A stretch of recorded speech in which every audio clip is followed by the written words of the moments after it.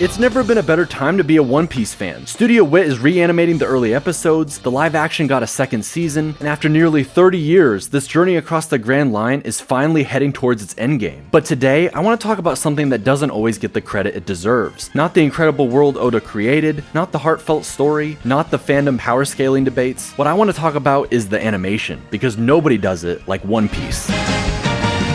But what about the animation makes One Piece feel so special? Well, the thing is, One Piece doesn't just switch between tones, it bends them, stretches them, plays with them. It can be epic and then downright stupid, absolutely tragic and then hilarious once again, sometimes even in the same scene. And it's what it's been good at since the very beginning. Toei Animation has been working on One Piece since 1999, and with all the lessons learned, modern animation has truly ascended to, let's just say, god-tier levels. That's what makes One Piece animation feel so alive. But all of it starts with our main character.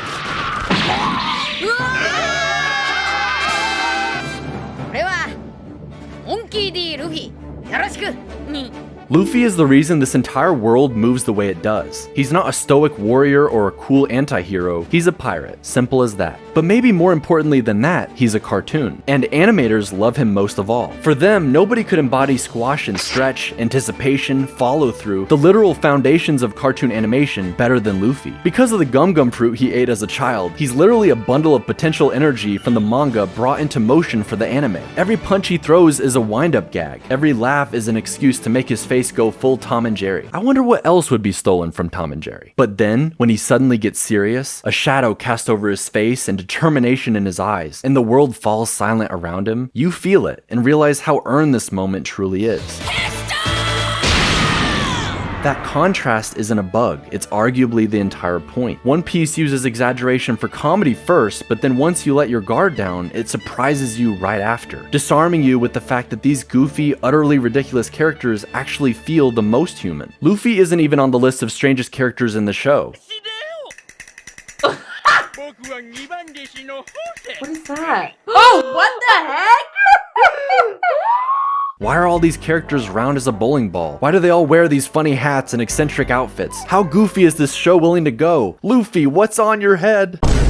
Why do countless people get attached to these silly cartoon characters over and over again? But that's what's so cool. Characters in One Piece don't follow the standard anime beauty template at all. Well, maybe the pretty ladies, who might actually be twins. But for the most part, characters of all types are just bizarre, lumpy, extremely loud. That's what makes them so unforgettable. Oda has an incredible level of creative freedom for his designs and the personalities of his larger-than-life characters. The animation uses exaggeration in every expression, every reaction, every scream. And the reason it works is because the whole world matches the tone. Everyone is allowed to look weird. Everyone is allowed to move weird. This isn't animation trying to mimic reality, it's animation leaning into what the medium does best. But then Oda does something especially clever, even early on in the series, by attaching us to these odd designs and silly powers with actually meaningful backstories. Take Genzo's design. A scarred, battle-hardened face, contrasted with a ridiculous propeller hat you're wondering about for the entire arc, only to find out he wore it to make little Nami smile. Before Arlong attacked, and he never stopped wearing it even as Nami seemed to betray her village. A subtle hint at what an amazing father figure he really was for her, and the reason half of her new tattoo for her design contains that same propeller. Another example, the one that everyone loves to bring up, is Senior Pink, a grown man in a bonnet and diaper who, despite looking like the butt end of a joke, has notoriously one of the saddest, most depressing backstories in all of One Piece. Just a random character, by the way. This isn't even to mention the Straw Hats themselves. From Usopp's Pinocchio nose, Chopper's cute exterior and saddening backstory, or Zoro being a literal wandering samurai constantly getting lost for a recurring gag, talking with the third sword in his mouth, but always looking as badass as possible in every frame. That's Oda's magic trick, getting us to care. He lures you in past the weirdness before making you cry. The animation helps sell this bait and switch by knowing when to go goofy and when to go completely silent, drain the color, and leave only a silhouette and a single, shaking line hanging in the air.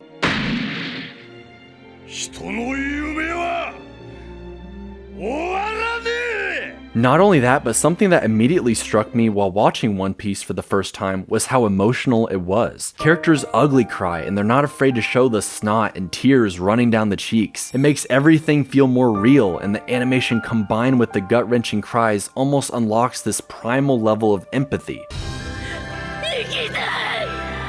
It's this balance between comedy, tragedy, and action that gives One Piece such a unique flavor of tone. But while One Piece has a distinct charm and is completely drenched with nostalgia and exciting times, animation-wise there was definitely a lot to improve upon. It is no secret that the One Piece anime's greatest weakness has always been its pacing, both in terms of filler and individual episodes. But that can even be true of shots of the animation, often reusing frames and panning across them, the timing creating punches that lack, well, punch. For this reason, the animation can be painful to recommend in the modern day. However, fans still have a soft spot for those early arcs. They want nothing more than to live vicariously through new fans so that they can experience One Piece for the first time again. So I promise, if you can get past the early episodes, where the animation was still able to realize the beating heart of One Piece when it absolutely counted, you will have an absolute treat waiting for you on the other side.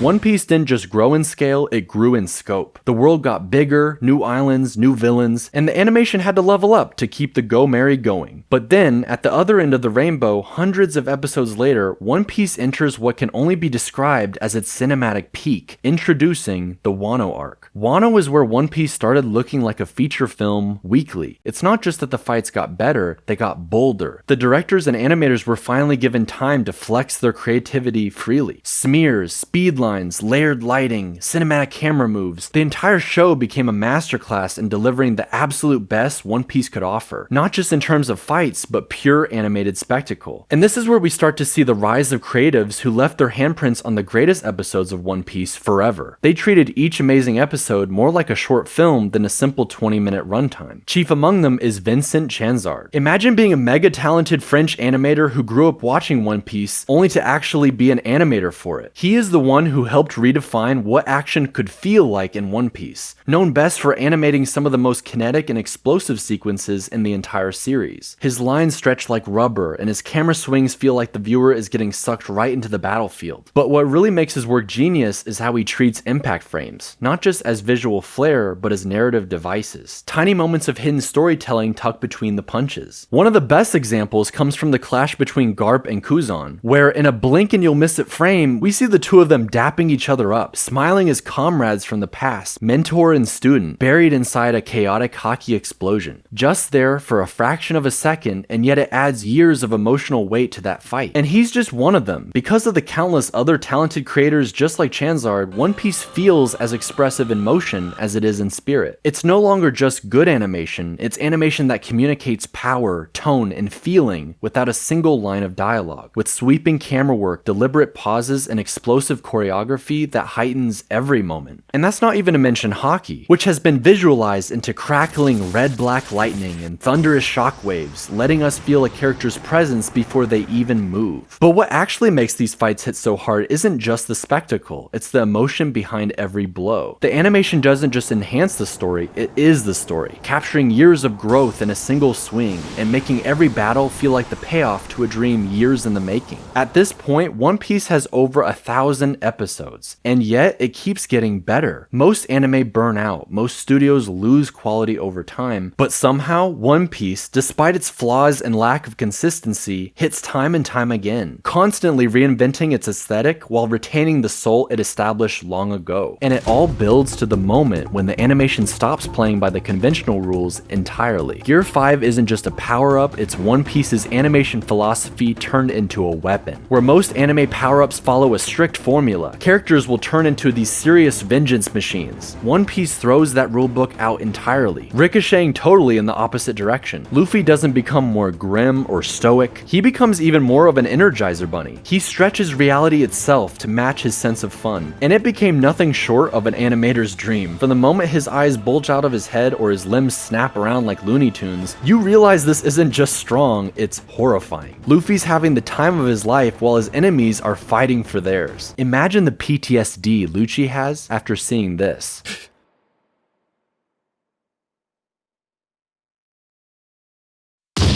Imagine being a villain in any any anime and going up against a gag character. It's not even fair. He's laughing at you through every attack, playing with his food. And for characters who are used to being the biggest threat in the room, that's utterly terrifying. Luffy slings Kaido around like a ragdoll, tosses lightning bolts like he's Zeus on vacation, and breaks the screen's compositional logic just to land a punch with comedic timing. It's just pure, joyful chaos. And you could tell the animators are having as much fun as Luffy. In a show where the stakes have never been higher, somehow the goofiest possible answer became the most powerful. And that contradiction, that fearless blend of cartoon logic and serious storytelling, defines the Gear 5 transformation. But while the animation in modern One Piece has been nothing short of breathtaking, the sound design hasn't always kept pace.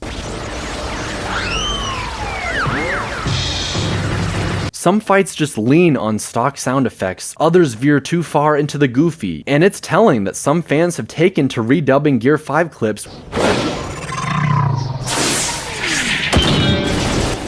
And while they might not always work perfectly,